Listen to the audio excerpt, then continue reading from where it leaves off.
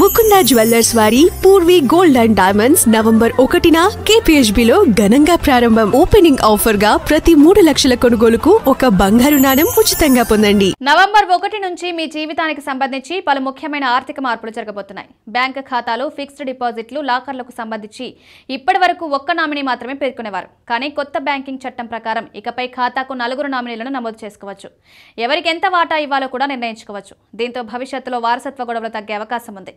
SBI credit card వారే వినియోగదారులకు కొత్త ఛార్జీలు రానున్నాయి. నవంబర్ 1 నుంచి థర్డ్ పార్టీ యాప్స్ ద్వారా క్రెడిట్, చెక్, మొబిక్విక్ లాంటివి ఎడ్యుకేషన్ ఫీజులు చెల్లిస్తే 1% సర్వీస్ ఛార్జీలు వసూలు చేస్తారు. కానీ స్కూల్, కాలేజ్ వెబ్సైట్లు, POS మెషిన్ల ద్వారా చెల్లిస్తే మాత్రం ఫీజు వర్తించదు. వాలెట్లో 1000 రూపాయలకు పైగా జమ చేస్తే కూడా 1% ఫీజు చెల్లించాలి.